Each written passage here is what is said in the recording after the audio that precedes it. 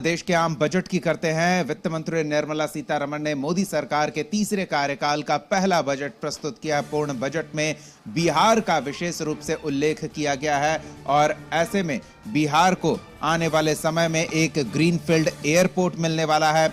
Patna airport का विस्तार होने वाला है।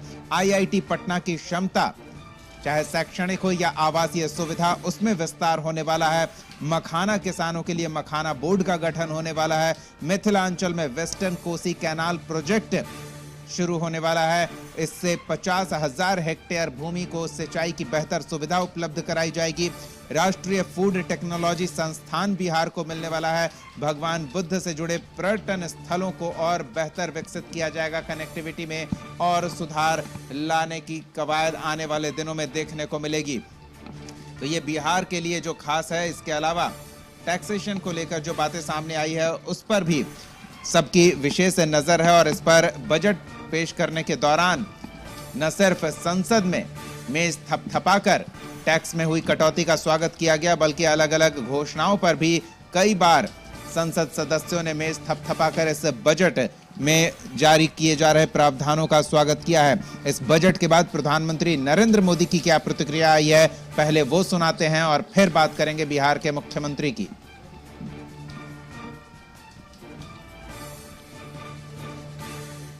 Makhana board in Bihar. For this, there is a special opportunity for the people of Bihar.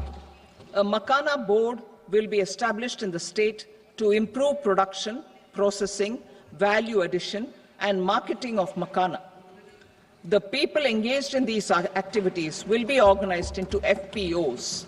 The board will provide hand-holding and training support to Makhana farmers and will also work to ensure they receive the benefits of all relevant schemes. Makhana board in Bihar.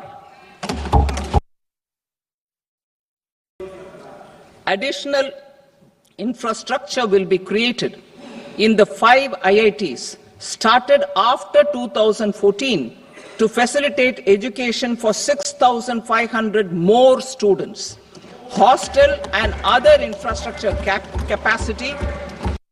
Nuclear energy में private sector को बढ़ावा देने का निर्णय बहुत ही ऐतिहासिक है।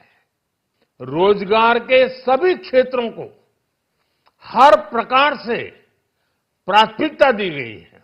एक इंफ्रास्ट्रक्चर स्टेटस देने के कारण भारत में बड़े शिप्स के निर्माण को बढ़ावा मिलेगा।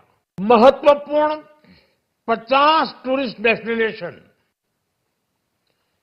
वहां पर जो होटल्स बनाएंगे उस होटल को पहली बार इंफ्रास्ट्रक्चर के दायरे में लाकर टूरिज्म पर बहुत बल दिया है। 1 करोड़ पांडुलिपियों के लिए संरक्षण के लिए, मैन्युस्क्रिप्ट के लिए। चलिए, तो इस बजट में 4 ग्रोथ इंजन पर फोकस किया गया है। अलग अलग सेक्टर जिससे समेकित विकास की परिकल्पना को साकार करने का प्रयास किया जाएगा और इस प्रयास में बिहार की महत्वपूर्ण भूमिका होगी और इस बजट से बिहार को काफी कुछ मिला है और इससे बिहार के नेता, बिहार के एनडीए के नेता, बिहार के मुख्यमंत्री भी खासे उत्साहित हैं। आपको हम तस्वीर दिखाते हैं किस तरह से सोशल मीडिया पर पोस्ट करके नीतीश कुमार ने इस बजट पर अपनी प्रतिक्रिया साझा की और इस बजट की बहुत ही सराहना की है। बिहार के घोषणाओं से सीएम गदगद लग रहे हैं। जो उन्होंने अपने सोशल मीडिया पोस्ट में बातें लिखी है उससे ऐसा प्रतीत हो रहा है। केंद्रीय बजट को सकारात्मक बताया है, स्वागत योग्य बताया है। प्रधानमंत्री और वित्त मंत्री को मुख्यमंत्री नीतीश कुमार ने बधाई दी है और कहा है कि बिहार के विकास को और गति मिलेगी। मखाना बोर्ड से भी उत्साहित हैं और बिहार को जो तोहफा केंद्रीय बजट में मिला है उससे उत्साहित हैं। वहीं उप मुख्यमंत्री विजय सिन्हा भी इस बजट से खासे उत्साहित हैं और क्या कहना है विजय सिन्हा का वो आपको सुनाते हैं। आज बिहार में मखाना बोर्ड बनेगा, एक नया वातावरण रोजगार का खिलेगा।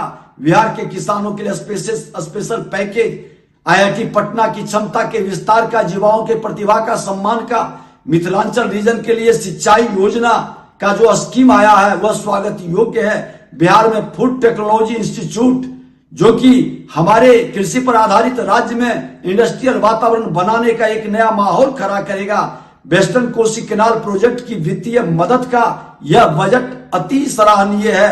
बिहार में ग्रीनफील्ड एयरपोर्ट बनाने, पटना बिहटा एयरपोर्ट का विस्तारीकरण, आज हाईवे के क्षेत्र में आज बजट में इनकम टैक्स पर 12 लाख का जो कमाई पर कोई टैक्स नहीं लगना, ये बजट हर दृष्टिकोण से सराहनीय। चलिए बात विपक्ष की भी थोड़ी कर लेते हैं। नेता प्रतिपक्ष तेजस्वी यादव इस बजट को किस तरह से देख रहे हैं वो भी सुनिए। बजट है, बिहार के साथ कहीं ना कहीं से खिलवाड़ किया जा रहा है, सौतेला व्यवहार किया जा रहा है। और फिर पिछले बजट में जो बात आई थी उसी को दोहराने की बात इन लोगों ने किया है। ये बजट मेरा मानना है गांव, ग्रामीण और गरीब विरोधी बजट भारत सरकार ने पेश किया है और बिहार को कोई लाभ जो है नहीं मिल रहा है। एयरपोर्ट की बात की गई, भाई ग्रीन फील्ड जो है पटना के अलावा और बनाएंगे, कहाँ बनाएंगे, कब बनाएंगे, कैसे बनाएंगे, उसका बजट एलोकेशन कितना होगा, नहीं कुछ नहीं, केवल जुमला और हवा बात। आज का केंद्रीय बजट में बिहार का तो विशेष रूप से उल्लेख किया गया। इससे आम लोग भी ये समझ पा रहे हैं कि चूंकि चुनावी साल है, बिहार अब इस बजट के बाद क्या और बेहतर गुंजाइश दिख रही है। एनडीए के कार्यकाल में हमारे सहयोगी राजीव रंजन हमारे साथ जुड़ेंगे। पहले बात बिहार की, चुनावी साल है तो ये उम्मीद की जा रही थी कि बिहार को कुछ विशेष मिलेगा, लेकिन बार बार बिहार का उल्लेख होना ये बताता है कि केंद्र की एनडीए सरकार ये मान रही है कि बिहार कितना महत्व रखता है उनके लिए।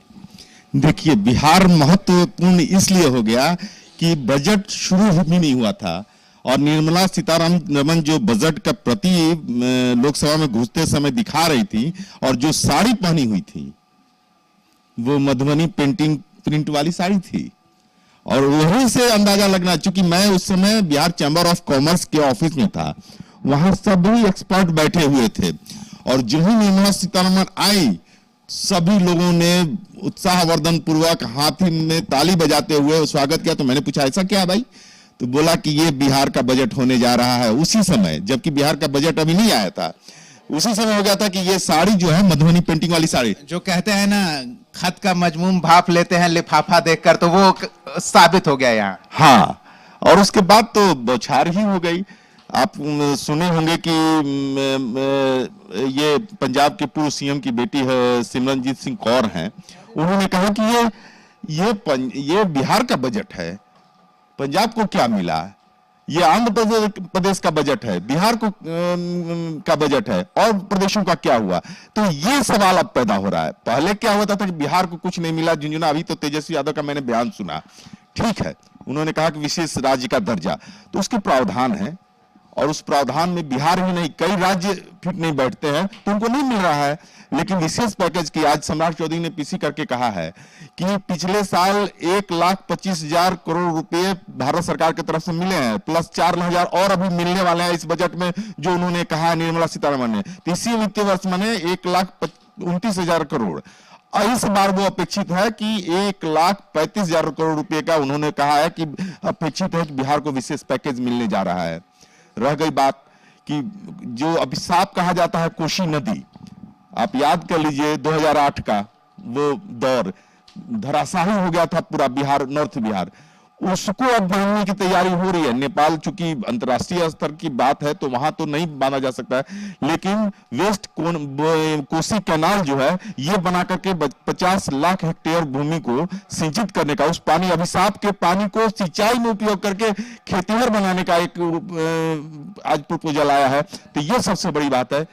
और 50,000 हेक्टेयर जो है, उसके बाद सबसे बड़ी बात है कि मखाना बोर्ड बहुत मायने रखता है। जीआई टैग मिल चुका था लेकिन मखाना के किसान उत्साहित थे, लेकिन अब बोर्ड बन जाने से बहुत सारी चीजें उसमें प्रावधान आएंगे, कैसे और बढ़ाया जाए मखाना उत्पादन के साथ साथ मछली उत्पादन, बहुत सारी चीजें उसमें जुड़ जाएंगी। उसके बाद राष्ट्रीय food technology, national food technology Bihar के लिए आ रहा है साहब। बिहार के बहुत सारे उत्पाद जो हैं या तो अन्य राज्यों में यहां से उठा के ले जाया जाता है या फिर वो खराब भी हो जाता है, लेकिन अब वो जो आ जाएगा टेक्नोलॉजी, तो आप सोचिए कि मक्का यहां से अन्य प्रदेशों को जाता है, लेकिन यहां फूड प्रोसेसिंग के नाम पर मक्का का कोई उद्योग नहीं है, तो वो बनेगा। आप समझ रहे हैं, ये सारी चीजें बहुत बड़ी बात हो रही है। और कहीं ना कहीं से जो आपने कहा कि बिहार सरकार ने एक प्रपोजल दिया था कि भागलपुर हुआ, राजगीर हुआ और सोनपुर हुआ, ये जो है ग्रीनफील्ड एयरपोर्ट का डिमांड हुआ था, तो उसको अब पूरा करने जा रही है भारत सरकार। यानी कि अभी तो हो गया कि एक ग्रीनफील्ड एयरपोर्ट बनेगा और पूरे देश में 200 एयरपोर्ट बनाने की बात हो रही है, तो उसमें बिहार भी है।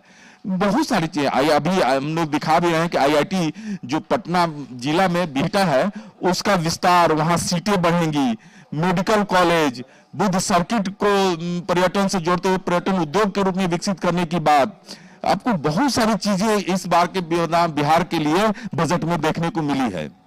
राजीव, बजट में भी चीजें होती है, कई बार नेता कुछ बोल जाते हैं बोलने के रौ में, और ये धरातल पर दिखेगा, इसकी गारंटी कौन लेगा? क्योंकि चुनावी साल है, तो ये सवाल तो उठेगा कि आप चुनाव में लाभ के लिए बड़ी बड़ी बातें बोल गए, धरातल पर वो कब उतरेगा?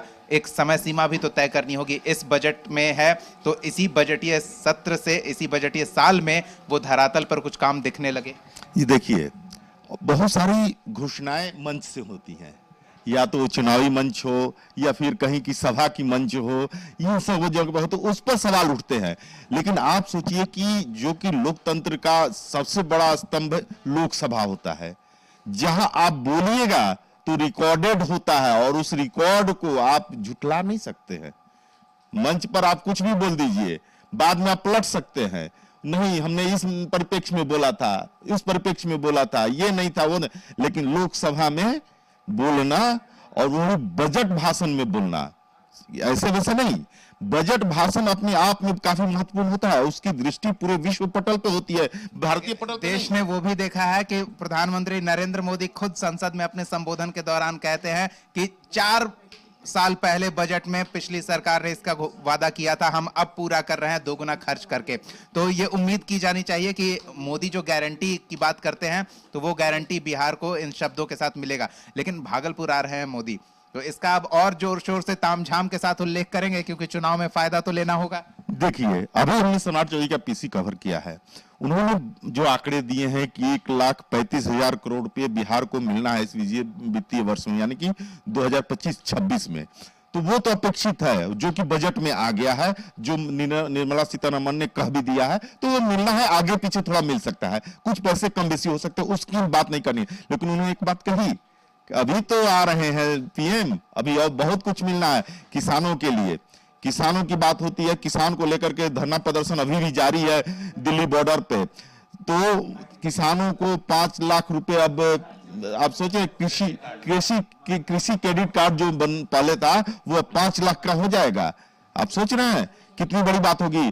10 लाख महिलाओं को MSME से या फिर उनके रोजगार से जोड़ने के लिए मिनिमम 5 लाख रुपए का क्रेडिट कार्ड मिलने जा रहा है, क्रेडिट मिलने जा रहा है बैंक में बिना। वो मंत्रालय भी बिहार के नेता के पास ही है जी।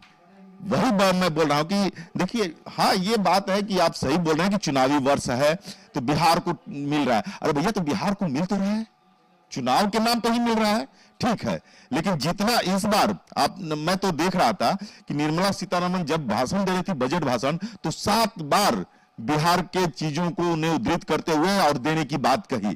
तो ये किस बजट में आता था पहले?